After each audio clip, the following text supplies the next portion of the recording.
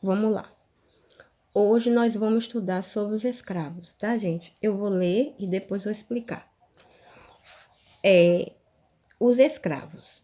A grande parte da população colonial era formada por africanos escravizados ou seus descendentes. Do trabalho deles dependia, o trabalho deles dependia para que a economia pudesse funcionar naquela época colonial. Então, qual era essa economia que funcionava, né, com os escravos?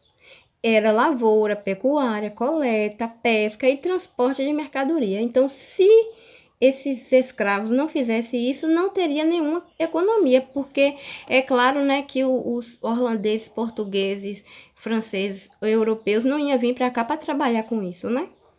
E aí, os escravos trabalhavam, na época, capinava, plantava, colhia, pescava, né? E a maioria, pode-se dizer, 80% desses escravos trabalhavam todos nos engenhos. E 10% de toda aquela fabricação do açúcar, né, que era o total todo, né, eles eram fabricados não para esses escravos que trabalhavam, eram para os patriarcal, os grandes comerciantes, senhores, os portugueses, os holandeses, etc.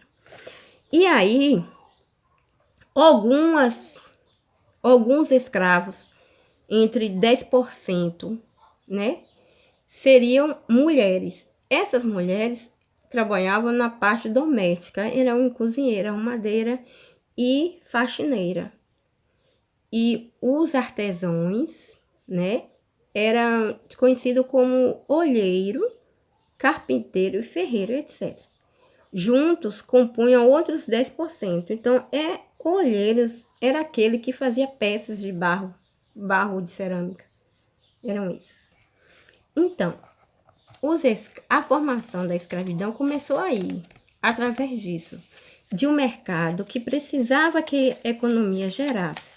Só que para gerar, teria alguém para ter que fazer, né? E esse alguém seria quem? Os escravos. Então, vamos para outra parte. O local de moradia onde os escravos moravam era chamado de senzala. Em outra palavra, a gente pode falar como povoado ou uma comunidade. Provavelmente, né, senzala naquela época eram feitas de pau a pique, coberta de sapé. Aí, essas comunidades, né,